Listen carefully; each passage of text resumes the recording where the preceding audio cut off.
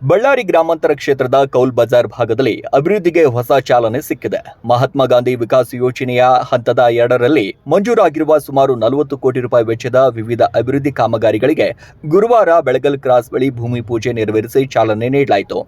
ಈ ಯೋಜನೆಯಡಿ ರಸ್ತೆ ಅಭಿವೃದ್ಧಿ, ಚರಂಡಿ ನಿರ್ಮಾಣ, ಕುಡಿಯುವ ನೀರಿನ ವ್ಯವಸ್ಥೆ ಹಾಗೂ ಬೀದಿ ದೀಪಗಳ ಅಳವಡಿಕೆ ಸೇರಿದಂತೆ ಹಲವು ಮೂಲಭೂತ ಸೌಕರ್ಯಗಳು ಕಾಮಗಾರಿಗಳಿಗೆ ಇಲ್ಲಿ ಕೈಗೊಳ್ಳಲಾಯಿತು. ಅದರ ಜೊತೆಗೆ ಕೌಲ್ ಬಜಾರ್ ಭಾಗದ 11 ವಾರ್ಡ್ಗಳ ನಿವಾಸಿಗಳಿಗೆ ಉತ್ತಮ ನಾಗರಿಕ ಸೌಲಭ್ಯಗಳು ಕೂಡ ದೊರೆಯಲಿದೆ.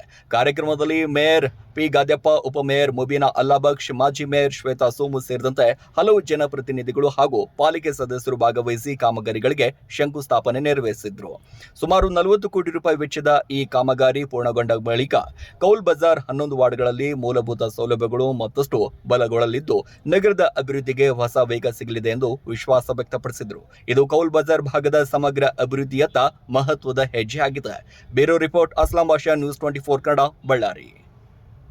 ಬಳ್ಳಾರಿಯಲ್ಲಿ ಏನಿವತ್ತು ನಮ್ಮ ಕಾಂಗ್ರೆಸ್ ಸರ್ಕಾರವು ಅಭಿವೃದ್ಧಿ ವಿಷಯದಲ್ಲಿ MGNY ಎಂಬ ಯೋಜನೆ ಅಡಿಯಲ್ಲಿ ಬಳ್ಳಾರಿಯ ಒಟ್ಟು 39 ವಾರ್ಡ್ಗಳಲ್ಲಿ 170 ಕೋಟಿ ವರ್ಗದಲ್ಲಿ ಇವತ್ತು ಈ 11 ವಾರ್ಡ್ಗಳಿಗೆ, ಈ ಜೋನ್ ನಲ್ಲಿ 11 ವಾರ್ಡ್ಗಳಿಗೆ ಇವತ್ತು 38 ಕೋಟಿ ಸುಮಾರು ಕಾಮಗಾರಿಗಳ ಒಂದು ಮಾನ್ಯ ಮಾಜಿ ಸಚಿವರು ನಮ್ಮ ನಾಯಕರ ನಾಗೇಂದ್ರ ಮತ್ತು ಭರತ್ ರೆಡ್ಡಿ ಅವರ ಮಾರ್ಗದರ್ಶನದಲ್ಲಿ ಅವರ ಒಂದು ಮುಂದಾಲೋಚನೆ ದೃಷ್ಟಿಯಿಂದ ಈ ಪ್ರದೇಶಕ್ಕೆ ಎಲ್ಲದಕ್ಕೂ ಅಭಿವೃದ್ಧಿಯ ಒಂದು ಪರ್ವವಾಗಿ ಇವತ್ತು ಭೂಮಿ ಪೂಜೆ ಮಾಡಿದ್ವಿ. ಬಟ್ ಇನ್ನ ಮುಂದಿನ KMRC ಅಂದ್ರೆ 24 ನೀರಿನ ಕಾರ್ಯಕ್ರಮ ಸಹ ಈ ವಾರದಲ್ಲಿ ಅದನ್ನು ಪೂಜೆ ಮಾಡ್ತಾ ಇದೀವಿ.